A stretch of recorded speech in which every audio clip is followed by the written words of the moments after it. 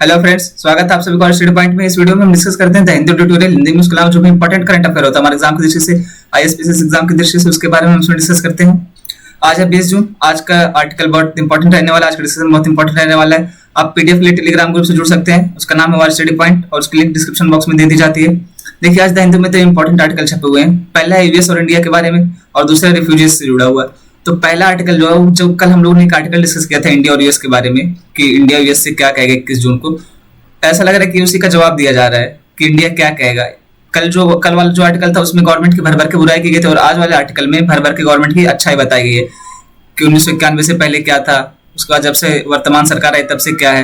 तो देखिए, ये आर्टिकल उतना इंपॉर्टेंट हमारे एग्जाम की दृष्टि से नहीं है, क्योंकि अगर सिर्फ बुराई की जा रही है या सिर्फ अच्छाई बताई जा रही है, तब भी दोनों ही कंडीशन हमारे लिए अच्छी नहीं है। हमें दोनों ही देखना है, अच्छाई और बुराई दोनों ही देखना है, सही क्या उसमें, गलत क्या उसमें, ये दोनों ही देखना है। और दूसरा आर्टिकल रिफ्यूजीज से जुड़ा है, शरणार्थी से जुड़ा है, इसके बारे में हम विस्तार से डिस्कस करेंगे। और जैसे कि आप सभी जानते हैं आज 20 जून है, तो 20 जून को ही वर्ल्ड रिफ्यूजी डे या विश्व शरणार्थी दिवस मनाया जाता है। तो इसके बारे में मैं अच्छे से पूरा डिस्कस करूंगा, इसको लेकर के पूरा अच्छे से चलेंगे। यहाँ पे थोड़ा सा मैं इसका ओवरव्यू दे देता हूँ आप लोग को। जो ये वाला आर्टिकल देखिए, अभी हो क्या रहा है, वर्तमान में जो वर्तमान सरकार है उनके 9 वर्ष पूरे होने पर ये लोग पूरा एक डेटा बता रहे हैं। हर मंत्रालय अपना एक डेटा प्रकाशित कर रहा है कि 9 वर्ष में उन्होंने क्या किया, क्या अच्छा किया। तो वही यहाँ पे भी ये बताया जा रहा है कि जब 1991 की अर्थव्यवस्था चल रही थी, जब 1991 में आर्थिक सुधार आए, तो वहां पे वैश्विक लेवल पर भारत का व्यापार कितना रह गया, तो मात्र 1% रह गया। फिर धीरे धीरे बढ़ते बढ़ते अब वर्तमान में कितना हो गया, तो 4 से 5% हो गया। और ये आगे चल करके 2030 में और बढ़ने की संभावना है और धीरे धीरे ये बढ़ता जाएगा। और वही जो कहा जाता है कि वैश्विक गुरु या विश्व गुरु बनाने की राह पे अग्रसर है भारत, उसी की बात की जा रही है इस वाले आर्टिकल में। इसमें बताया जा रहा है कि इंडिया और यूएस बेस्ट फ्रेंड्स हैं और ये दोनों ही टेक्नोलॉजी हो गया, मिलिट्री क्षेत्र हो गया, रसद क्षेत्र हो गया, मेडिसिन हो गया, इन सारे क्षेत्रों में मिलकर के काम करते हैं। तो जो कल वाला आर्टिकल था जिसमें गवर्नमेंट की भर भर के बुराई की गई थी, उसी का जवाब लग रहा है ये वाला आर्टिकल आज। तो देखिए, ये दोनों आर्टिकल मिला करके हम संडे में, क्योंकि संडे में कोई आर्टिकल नहीं आता है, संडे में कोई ट्यूटोरियल नहीं आता है, तो संडे में ये दोनों आर्टिकल हम मिला करके बैलेंस करके, बैलेंस डाइट कह लीजिए, बैलेंस करके हम उसको डिस्कस कर लेंगे। कुछ अच्छाई भी, कुछ अच्छे पॉइंट और कुछ बुरे पॉइंट, जो कुछ गवर्नमेंट की बुराई की जा रही है और कुछ अच्छाई बताया जाए। तो इन दोनों को मिला करके हम संडे में अच्छे से पूरा डिस्कस कर लेंगे दोनों आर्टिकल, उसको आगे बढ़ते हुए बैलेंस करके। क्योंकि देखिए, आप कभी भी आंसर राइटिंग करेंगे ना, आंसर राइटिंग में आपको ना तो सिर्फ किसी की अच्छाई बतानी, ना तो बुराई करनी है। वहां पे भले से ये कहे कि समालोचनात्मक परीक्षण कीजिए, ये कहे कि इसके अच्छे पॉइंट बताए, तब भी आपको 1 से 2 पॉइंट उसमें गलत बताना है। मतलब गलत का मतलब ये नहीं कि आप जबरदस्ती गलत लिखेंगे, गलत का मतलब ये कि इसके दुष्प्रभाव क्या हो सकते हैं, इसकी हानियां क्या हो सकती हैं। तो वहां पे 1-2 पॉइंट आपको जिक्र करते हुए निकल ही जाना है। यानी आप कोई भी चीज लिखेंगे, आप कोई भी आंसर राइटिंग करेंगे, इंटरव्यू में बताएंगे, तो वहां पे अच्छा पक्ष जो उसके फायदे हैं और बुरा पक्ष यानी जो उसके नुकसान है, जो संभावित दुष्परिणाम हो सकते हैं, उसके बारे में भी बताएंगे। तो वही यहाँ पे देखिए पूरा अच्छे से बताया गया गवर्नमेंट के बारे में कि गवर्नमेंट ने क्या किया, वर्तमान सरकार ने कैसे लेकर के चली है, क्या किया। तो यहाँ पे पूरी की पूरी अच्छाई बताई गई है। जबकि कल वाला आर्टिकल जो था उसमें भर भर के बुराई की गई थी। तो दोनों को बैलेंस करके हम संडे में डिस्कस कर लेंगे। उसके बाद आपके पास एक पूरा अच्छा सा ओवरव्यू हो जाएगा आंसर राइटिंग के लिए, इंटरव्यू के लिए, उसको आप नोट डाउन करके कहीं रख सकते हैं। आज ये देखते हैं ये वाला आर्टिकल जो दूसरा है रिफ्यूजी के बारे में, शरणार्थी के बारे में, उसके बारे में अच्छे से पूरा जान लेते हैं। आज है 20 जून और आज ही के दिन विश्व शरणार्थी दिवस मनाया जाता है। इस बार की थीम क्या रखी गई है, hope away from home, a world where refugees are always include.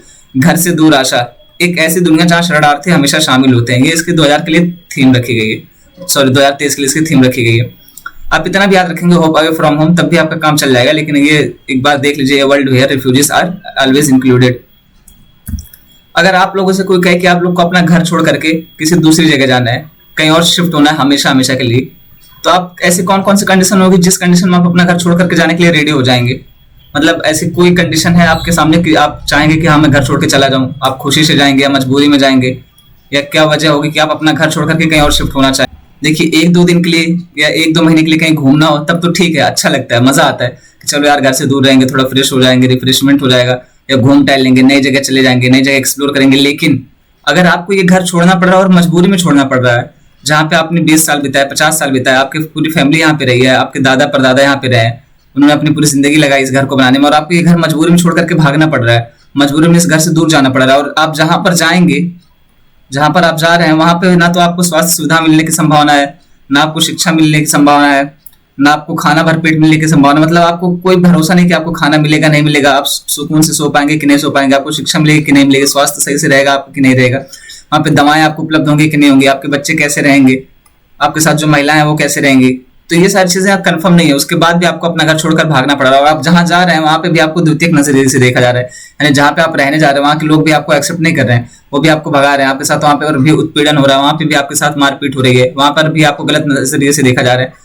तो आप सोच करके देखिए कितनी दयनीय कंडीशन बन जाती होगी। और कोई घर छोड़ करके क्यों जाना चाहेगा यार, उसने पूरी जिंदगी लगा दी अपने घर बनाने में, एक घर बनाने में तो इंसान अपना पूरा जीवन लगा देता है, उसी घर को छोड़ करके भागना पड़ रहा हो, तो आप सोच कर देखिए कितना दयनीय स्थिति बन जाएगी, कितना भयावह स्थिति होती होगी। और आप वर्तमान समय देख सकते हैं, यूक्रेन हो गया, सूडान हो गया, जहां पर भी युद्ध चल रहा, अफगानिस्तान हो गया, इस तरीके की जगह जो है, आप वहां पे सोचिए कि लोगों को अपना घर छोड़ करके भागना पड़ रहा है, वही घर जहां उन्होंने 20 साल 40 साल 50 साल बिताए अपनी जिंदगी के, जहां उनका बचपन बीता है, जहां उनकी यादें जुड़ी हुई है, जहां उनकी फैमिली के लोग रहे हैं, वो घर छोड़ करके भागना पड़ रहा है उनको, उसी घर से दूर रहना पड़ रहा है। और ऐसा भी नहीं कि उनकी वजह से, वजह कोई और है, बदतमीजी कोई और काट रहा है, लेकिन फिर भी दूर उनको जाना पड़ रहा है, समस्या उनको झेलनी पड़ रही है।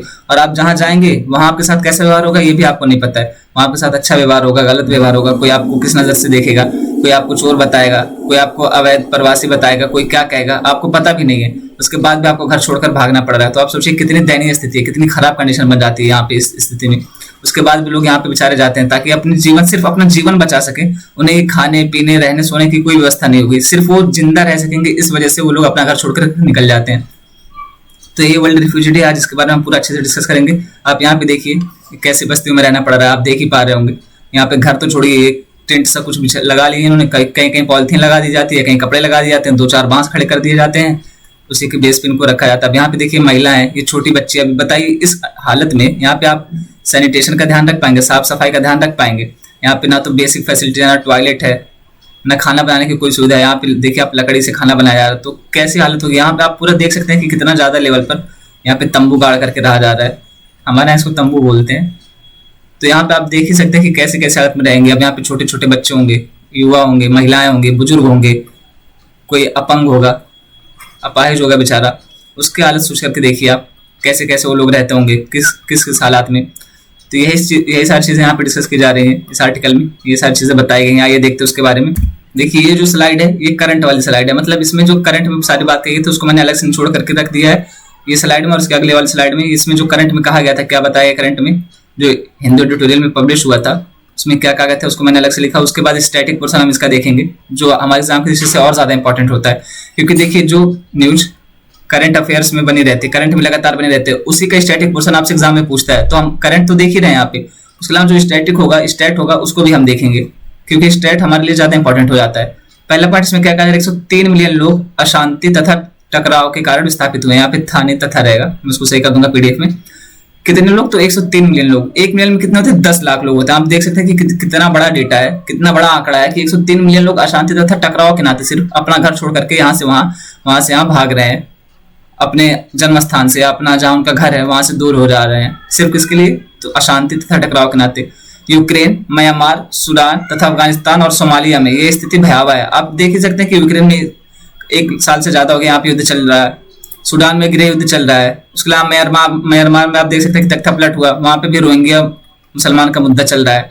उसके अलावा अफगानिस्तान में आप देख सकते हैं कि तालिबान का शासन आ गया, और जब से इनका शासन आया है तब से वहां पे महिलाओं की स्थिति, अन्य धर्म वालों की स्थिति क्या है आप सभी को पता है। इन लोग इतना कर दिए कि जीना हराम कर दिया, महिलाओं को तो शिक्षा का अधिकार तक नहीं दिया इन लोगों ने, महिलाएं स्कूल में नहीं जा सकती हैं, अन्य धर्मों के साथ दुर्व्यवहार कर रहे हैं, उनके धार्मिक ग्रंथ जलाए जा रहे हैं, इस तरीके की कई सारी कंडीशन निकल कर सामने आ रही है। नेक्स्ट पॉइंट कहा जा रहा है, दुर्भाग्यवश दक्षिण तथा दक्षिण पूर्व एशिया ने इनकी रक्षा नहीं की। यानी यहाँ पे ये कहा जा रहा है कि जो दक्षिण और दक्षिण पूर्व एशिया है, यहाँ के जो देश हैं, अब यहाँ पे साउथ एशिया और साउथ ईस्ट एशिया से क्या मतलब है, दक्षिण पूर्व एशिया से और दक्षिण एशिया से क्या मतलब है। देखिए दक्षिण एशिया में जैसे भारत, पाकिस्तान, बांग्लादेश ये सारे देश आते हैं, उसके अलावा दक्षिण पूर्व एशिया में कौन आता है, तो इंडोनेशिया, थाईलैंड, वियतनाम, फिलीपींस ये सारे देश आते हैं। तो इन लोगों ने इनकी रक्षा नहीं की, इसका क्या मतलब है, इन लोगों ने अपने शरणार्थियों को उतनी ज्यादा शरण नहीं दी है या उसके लिए अच्छे कदम नहीं उठाए। हालांकि ऐसा कहना पूरी तरीके से ठीक नहीं, क्योंकि भारत में देख सकते हैं आप 2.5 लाख 2,50,000 शरणार्थी रहते हैं भारत में, और यहाँ पे भारत कई सारे शरणार्थियों के लिए अच्छी व्यवस्था कर रहा है, उनको रोजगार भी दे रहा है, उनके रहने की व्यवस्था भी कर रहा है, उसके अलावा उनको उत्पीड़न हो रहा है तो उसका भी ध्यान रख रहा है। तो इस तरीके से ये नहीं कह सकते पूरी तरह पॉइंट सही है कि इन्होंने रक्षा नहीं की है। हाँ कुछ देश हैं जो नहीं पूरी तरीके से कर पाए, लेकिन भारत इसको अच्छे तरीके से लेकर के चल रहा है। 2.5 लाख लोग यानी 2,50,000 लोगों को शरणार्थी के रूप में अपने पास रखना बहुत बड़ी बात है। शरणार्थी मौका चाहते हैं, अब कैसे, जैसे देखिए यहाँ पे कुछ एग्जाम्पल दिए गए हैं, कुछ शरणार्थी ऐसे हैं, कुछ लोग ऐसे हैं, रिफ्यूजी ऐसे हैं जिनका एग्जाम्पल यहाँ पे दिया गया है। कि ये लोग कैसे थे और अब कैसे हो गए हैं, या इनका उदाहरण बना करके कैसे हम शरणार्थियों को लेकर के चल सकते हैं, वही बात यहाँ पे की जा रही है। इस वाले पॉइंट है अहमद, अहमद नाम का एक युवा है। अब यहाँ पे क्या लिखा है ब्रैकेट में, परिवर्तित नाम। इसका क्या मतलब है, इनका नाम बदल दिया गया, यानी असली नाम कुछ और होगा लेकिन इनका नाम बदल करके रखा गया ताकि इनकी पहचान गोपनीय रखी जा सके, ताकि इनका आर्टिकल 21 का हनन ना हो सके। आर्टिकल 21 क्या है, गरिमापूर्ण जीवन जीने का अधिकार, ये मौलिक अधिकार है, इसका हनन ना किया जा सके और इनके ऊपर कोई खतरा ना हो, इनको कोई धमकी ना दे, इनके साथ कोई बदतमीजी ना हो सके, इसलिए इनकी पहचान गुप्त रखी गई है, गोपनीय पहचान रखी गई इनकी। तो वही यहाँ पे कहा जा रहा है कि परिवर्तित नाम कर दिया गया। आप लोग ये ना सोचिए कि ब्रैकेट में परिवर्तित नाम का क्या मतलब है, यानी नाम कुछ और रहा होगा लेकिन ये एक सिंबल हो गया। अहमद, अहमद जो एक सिंबल हो गया कि इस नाम का आदमी था, फला नाम का, एक सिंबलाइज कर दिया गया उसको। तो अहमद जो कि एक अफगान शरणार्थी हैं, कहाँ के हैं, तो ये अफगानिस्तान के शरणार्थी हैं। उन्होंने क्या किया है, national institute of open schooling से डिस्टेंस लर्निंग के माध्यम से शिक्षा प्राप्त की। अब वह शरणार्थी और स्थानीय बच्चों को शिक्षा देते हैं, यानी इन्होंने क्या किया है, तो national institute of open schooling से डिस्टेंस लर्निंग का मतलब है, इसका मतलब ये कि स्कूल नहीं गए हैं, ऑनलाइन शिक्षा यानी ऑनलाइन एजुकेशन। जैसे अभी आप लोग लेक्चर देख रहे हैं, आप लोग भी ऑनलाइन ही देख रहे हैं, तो ऑनलाइन एजुकेशन ली उन्होंने।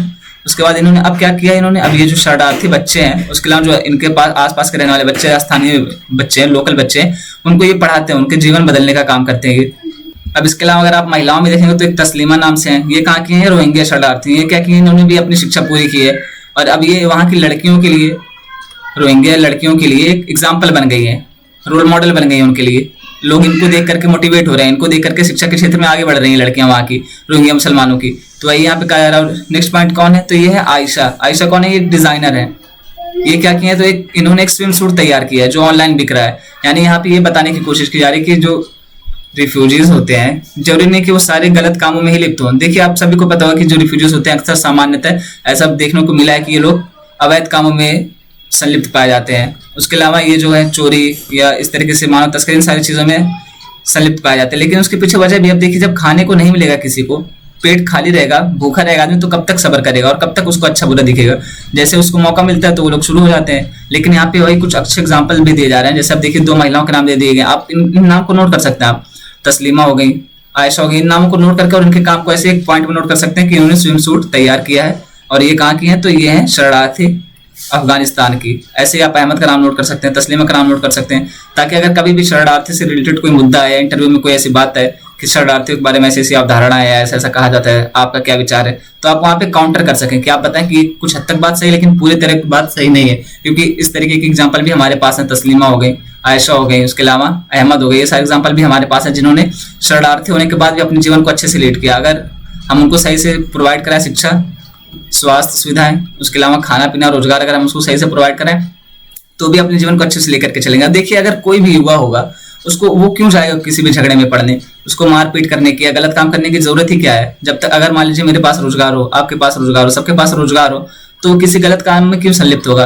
वो अपना काम करेगा, अपने काम से काम रखेगा। तो जब रोजगार नहीं मिलता है, खाना नहीं मिलता है, पेट नहीं भरता, तभी आदमी गलत कामों में जाता है, तब वो जाकर के अवैध काम करता है, चोरी करता है, क्रिमिनल बनता है। इस तरह के कई सारे मुद्दे फिर सामने निकल कर आते हैं। तो वही यहाँ पे कहा जाए कि शरणार्थी हो सकता है सामान्यतः इन सारे मुद्दों में पाया जाए, लेकिन ऐसा नहीं कि सभी के सभी शरणार्थी, सभी के सभी रिफ्यूजीज इसी यही सारे काम करते हैं। तो वही यहाँ पे एग्जाम्पल दिए गए कुछ, इसको आप नोट कर सकते हैं अपनी नोटबुक में। नेक्स्ट पॉइंट है बाधाओं को दूर करना। इसमें क्या कहा जा रहा है, शरणार्थियों को असंख्य समस्याओं का सामना करना पड़ता है, जैसे वैध पहचान। वैध पहचान का क्या मतलब है, लीगल आइडेंटिटी, यानी सरकार इनको वैध पहचान दे, इनको डॉक्यूमेंट्स दे कि हाँ आप यहाँ के निवासी हैं या आप शरणार्थी हैं, तो आपके साथ ऐसा नहीं होगा कि दुर्व्यवहार किया जाएगा या आपको मारा पीटा जाएगा, आपको भगाया जाएगा। यहाँ पे सरकारें इनको ये शरणार्थी का सर्टिफिकेट प्रोवाइड कराएं कि आप शरणार्थी हैं, आप यहाँ से आए हैं, आप यहाँ पर इतने दिन तक रह सकते हैं, ऐसे कोई मुद्दा है, यहाँ पे सर्टिफिकेट उनको दे दिया जाए कि आप शरणार्थी हैं, ताकि उनके साथ कोई बदतमीजी ना काटी जा सके। तथा सरकार द्वारा जारी दस्तावेज आदि जो उनको आवश्यक चीजों तक पहुंच को सीमित करते हैं, जैसे वित्तीय तथा स्वास्थ्य सेवाओं तक।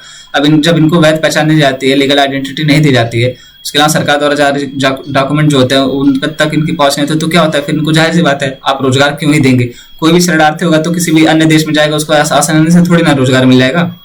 तो वहीं पे अब यहाँ पे वित्तीय समस्या उत्पन्न होंगी। उसके अलावा क्या होगा, उसके अलावा स्वास्थ्य संबंधी सेवाएं जो होती हैं उनसे भी इनको दूर रखा जाएगा।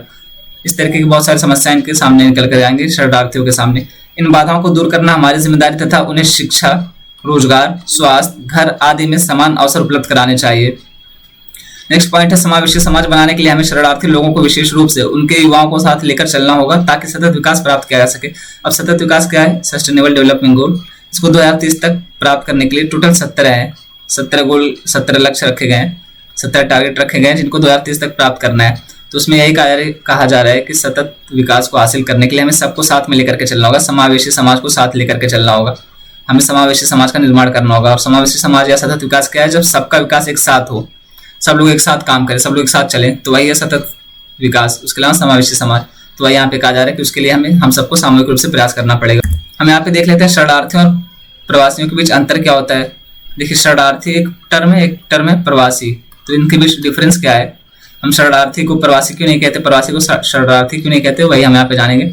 शरणार्थी कौन होते हैं? तो ये अपने मूल देश से बाहर रहने को विवश ऐसे लोग हैं जो अपने मूल देश में उत्पीड़न, सशस्त्र संघर्ष, हिंसा या गंभीर सार्वजनिक अव्यवस्था के परिणाम स्वरूप जीवन, शारीरिक अखंडता या स्वतंत्रता पर गंभीर खतरे का सामना करते हैं और अंतर्राष्ट्रीय सुरक्षा की आवश्यकता महसूस करते हैं।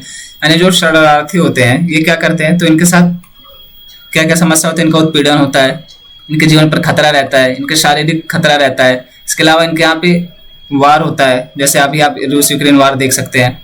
यहाँ पे आर्म्स का प्रयोग किया जाता है। आर्म्स का मतलब है हथियार का प्रयोग किया जाता है। इन सारी चीजों के लिए जब ये विवश हो जाता है और फिर अंतर्राष्ट्रीय सहायता की आकांक्षा करते हैं, अंतर्राष्ट्रीय सहायता चाहते हैं, तब इनको शरणार्थी कहा जाता है। जबकि प्रवासी कौन होते हैं? तो प्रवासी वो लोग होते हैं जो कार्य या अध्ययन के लिए अथवा विदेशों में रह रहे अपने परिवार से जुड़ने के लिए अपना मूल देश छोड़ देते हैं। नेक्स्ट पॉइंट है, किसी व्यक्ति के शरणार्थी के रूप में चिन्हित होने के लिए सुपरिभाषित और विशेष आधार सुनिश्चित किए गए हैं जिनकी पुष्टि करनी होती है। यानी अगर कोई शरणार्थी है तो उसके लिए एक विशिष्ट आधार है, यानी ये पॉइंट होंगे, ये मुद्दे होंगे, ये आधार होंगे, तब आपको शरणार्थी माना जाएगा। जबकि प्रवासियों के मैटर में ऐसा कुछ नहीं है। यहाँ पे हम जान लेते हैं संयुक्त राष्ट्र मानवाधिकार परिषद के बारे में। इसके बारे में क्यों जानते हैं? क्योंकि ये प्रवासियों से जुड़ा मुद्दा यही देखता है, शरणार्थियों से जुड़ा मुद्दा यही देखता है। तो हम इसके बारे में जान लेते हैं थोड़ा सा। मानवाधिकार परिषद संयुक्त राष्ट्र प्रणाली के भीतर एक अंतर सरकारी निकाय है। अब अंतर सरकारी निकाय से क्या मतलब? देखिए, अंतर सरकारी निकाय का मतलब ये होता है कि जब दो या दो से अधिक देश या कोई समूह या पक्ष मिल करके एक समान हित के लिए कोई संधि के तहत समझौता करते हैं, उसी को कहा जाता है अंतर सरकारी निकाय। यह दुनिया भर में मानवाधिकारों के प्रचार और संरक्षण को मजबूत करने हेतु जिम्मेदार है। इसका गठन कैसे किया गया था, गठन कब किया गया था, तो उसका हम देख लेते हैं। इसका गठन वर्ष 2006 में संयुक्त राष्ट्र महासभा द्वारा यानी यूनाइटेड नेशन जनरल असेंबली द्वारा किया गया था। इसने मानवाधिकार पर पूर्व संयुक्त राष्ट्र आयोग का स्थान लिया है। यानी इसके पहले कौन था? तो इसके पहले था संयुक्त राष्ट्र आयोग मानवाधिकार पर, तो इसके का स्थान लिया है किसने? संयुक्त राष्ट्र मानवाधिकार परिषद ने। मानवाधिकार हेतु उच्चायुक्त का कार्यालय OHCHR मानवाधिकार परिषद के सचिवालय के रूप में कार्य करता है। इसका मुख्यालय कहाँ? जिनेवा, स्विट्जरलैंड में इसका मुख्यालय है। इसके सदस्य कौन कौन से हैं? तो इसका सदस्य जो है, देखिए 47 संयुक्त राष्ट्र सदस्य देशों से मिलकर हुआ था, जो संयुक्त राष्ट्र महासभा यूनाइटेड नेशन जनरल असेंबली द्वारा चुने जाते हैं। नेक्स्ट पॉइंट है, संयुक्त राष्ट्र संघ मानवाधिकारों के संवर्धन और संरक्षण में भागीदार राज्यों के योगदान के साथ साथ इस संबंध में उनके द्वारा की गई स्वैच्छिक प्रतिज्ञाओं और प्रतिबद्धताओं को भी ध्यान में रखता है। परिषद की सदस्यता समान भौगोलिक वितरण पर आधारित है। ये इंपॉर्टेंट पॉइंट है कि समान भौगोलिक वितरण पर आधारित है। ऐसा नहीं कि इनके पास वीटो है, इनको ज्यादा शक्ति दे दी जाए। यहाँ पे समान भौगोलिक वितरण लागू किया जाता है। इसकी सीटों का वितरण निम्नलिखित प्रकार से किया गया है। अफ्रीकी देश के लिए कितना सीटें दी गई? तो 13 सीट दी गई अफ्रीकी देशों के लिए। एशिया प्रशांत देश के लिए यहाँ पे भी 13 सीट। लैटिन अमेरिका और कैरिबियन देश के लिए 8 सीट। पश्चिमी यूरोपीय और अन्य देश के लिए 7 सीट। पूर्वी यूरोपीय देश के लिए 6 सीट। यानी जैसा आपका भौगोलिक क्षेत्र है, जैसा आपका भौगोलिक आकार है, उसी आधार पर आपके यहाँ पे सीटों का प्रतिनिधित्व दिया गया है। नेक्स्ट इंपॉर्टेंट पॉइंट है कि परिषद के सदस्यों का कार्यकाल 3 वर्ष का होता है। कितने वर्ष का होता है? तो 3 वर्ष का होता है। और लगातार 2 कार्यकाल की सेवा के बाद कोई भी सदस्य तत्काल पुनः चुनाव के लिए पात्र नहीं होता है। यानी मान लीजिए अगर पहले आपको आज चुना गया, फिर आपको कल चुना जा रहा है, तो आपका लगातार 2 सेवा हो गई। अब इसके बाद तुरंत फिर से आपको नहीं चुना जाएगा। यानी लगातार 3 सेवा के लिए आपको नहीं चुना जा सकता, लेकिन लगातार 2 सेवा के लिए आपको चुना जा सकता है। नेक्स्ट आर्टिकल है 2021 के लिए गांधी शांति पुरस्कार गीता प्रेस गोरखपुर को दिया गया। यहाँ पे गीत नहीं, यहाँ पे गीता है। मैं पीडीएफ में उसको सही कर दूंगा। गीता प्रेस गोरखपुर को दिया गया। ये देखिए गांधी शांति पुरस्कार का है, ये है गीता प्रेस की पिक्चर। हम इसके बारे में अच्छे से देख लेते हैं। गांधी शांति पुरस्कार के बारे में हम देखते हैं। इसका पहला पॉइंट क्या है? अहिंसा के माध्यम से। किस माध्यम से? तो अहिंसा से। क्यों? क्योंकि गांधी जी का सबसे प्रमुख हथियार क्या था? सत्य व अहिंसा। तो यहाँ पे अहिंसा के माध्यम से सामाजिक, आर्थिक और राजनीतिक परिवर्तन में शामिल लोगों के लिए महात्मा गांधी की कौन सी? तो 125वीं जयंती के उपलक्ष्य में। कब इसको शुरू किया गया था? 1995 में। यानी महात्मा गांधी जी की 125वीं जयंती के उपलक्ष्य में 1995 में इसको भारत सरकार द्वारा किस लिए शुरू किया गया था? तो अहिंसा के माध्यम से सामाजिक, आर्थिक और राजनीतिक परिवर्तन में शामिल लोगों के लिए। ये कैसा पुरस्कार हो? तो ये वार्षिक पुरस्कार है, यानी प्रत्येक वर्ष दिया जाता है। आप यहाँ पे देख सकते हो कि 2023 चल रहा है और दिया कब के लिए गया है? तो 2021 के लिए दिया गया है।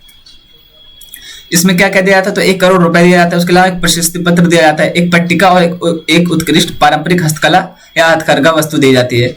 यानी कितनी चीजें दी जाती है, तो एक हो गया 1 करोड़ रुपए, एक प्रशस्ति पत्र 2, एक पट्टिका हो गया 3 और एक उत्कृष्ट पारंपरिक हस्तकला या हथकरघा वस्तु, यानी 4 चीजें इसमें दी जाती हैं। ये पुरस्कार किस किस को दिया जा सकता है, तो व्यक्तियों को, संघों को, संस्थानों या संगठनों को प्रदान किया जा सकता है। इसके अलावा ये पुरस्कार राष्ट्रीयता, पंथ, जाति या लिंग की परवाह किए बिना सभी व्यक्तियों संगठनों के लिए खुला है। यानी ऐसा नहीं है कि ये सिर्फ किसी हिंदुत्व समाज को या उस संगठन को या मुस्लिम समाज या संगठन को या सिर्फ पुरुषों को या सिर्फ महिलाओं को इसके लिए विशेषता चालू किया गया है। ये किसी को भी दिया जा सकता है, जो भी इस क्षेत्र में योगदान देगा, अच्छा योगदान देगा, विशिष्ट योगदान देगा, इसको अच्छे से लेकर के चलेगा, उसको ये पुरस्कार दिया जा सकता है। इसकी चयन समिति में कौन होता है, यानी कौन कौन ये सिलेक्ट करता है कि ये पुरस्कार किसको दिया जाना है। इसके सिलेक्शन में कौन कौन होते हैं, तो अध्यक्षता के तौर पर कौन रहते हैं, अध्यक्ष कौन होते हैं, इसमें प्रधानमंत्री होते हैं। प्रधानमंत्री साहब, प्राइम मिनिस्टर साहब इसकी अध्यक्षता करते हैं इस समिति की। उसके अलावा सदस्य कौन कौन से लोग होते हैं, तो भारत के मुख्य न्यायाधीश, CJI, chief justice of India, उसके अलावा लोकसभा में सबसे बड़े विपक्षी दल के नेता, उसके अलावा लोकसभा अध्यक्ष और सुलभ इंटरनेशनल के संस्थापक। अभी एक सुलभ इंटरनेशनल का एक संस्था है, ऑर्गेनाइजेशन है, इसके संस्थापक जो है ये इतने लोग इसमें शामिल रहते हैं। ये अवार्ड देने के लिए जो समिति बनती है कि किसको अवार्ड दिया जाए, ये लोग इसमें शामिल रहते हैं उसका चयन करने के लिए। यहाँ पे देख लेते हैं गीता प्रेस के बारे में थोड़ा सा। ये क्या है, तो हिंदू धार्मिक ग्रंथों का दुनिया का सबसे बड़ा प्रकाशक है। यानी हिंदू धार्मिक ग्रंथ से जुड़ा जो सबसे बड़ा प्रकाशन स्थल है कौन है, गीता प्रेस ही है। ये कहाँ पे, गोरखपुर में। गोरखपुर कहाँ पड़ता है, उत्तर प्रदेश में। देखिए योगी जी जो है, योगी जी उत्तर प्रदेश के CM, ये यहीं पे रहते हैं, यहीं से अपना कारोबार देखते हैं। नेक्स्ट पॉइंट है बात, उत्तर प्रदेश राज्य के गोरखपुर शहर में स्थित है। इसकी स्थापना कब की गई थी, तो 1923 में। सनातन धर्म के सिद्धांतों को बढ़ावा देने के लिए कौन कौन लोगों ने किया था, तो जया दयाल गोयंका और उसके अलावा घनश्याम दास जालान ने, इन 2 लोगों ने मिलकर के 1923 ईस्वी में इसकी स्थापना की थी। श्रीमद् भगवद गीता की 16.21 करोड़ प्रतियों सहित 14 भाषाओं में 41.7 करोड़ पुस्तकें प्रकाशित की गई। कल्याण नामक मासिक पत्रिका भी चलाते हैं ये लोग, यानी जो गीता प्रेस है ये क्या करते हैं, तो कल्याण नामक मासिक पत्रिका का भी प्रकाशन करते हैं। ये पिछला पुरस्कार, यानी इसके पहले 2020 और 2019 में किसको दिया गया था, क्योंकि ये 2021 के लिए है, अभी 2022 और 23 के लिए आया नहीं। 2020 में किसको दिया गया था, शेख मुजीबुर रहमान को दिया गया था। ये कौन थे, बांग्लादेश के हैं। उसके अलावा किसको दिया गया था 2019 का, तो ये दिया गया था ओमान के दिवंगत का मतलब है ये डेथ हो चुकी है इनकी, सुल्तान कबूस बिन सईद अल सैद को दिया गया था 2019 के लिए। ओमान के सुल्तान को दिया गया था, उनका क्या नाम था, सुल्तान कबूस बिन सईद अल सैद। उसके अलावा 2020 के लिए किसको दिया गया था, शेख मुजीबुर रहमान साहब को दिया गया था। यहीं तक रखते हैं आज का आर्टिकल। Thank you.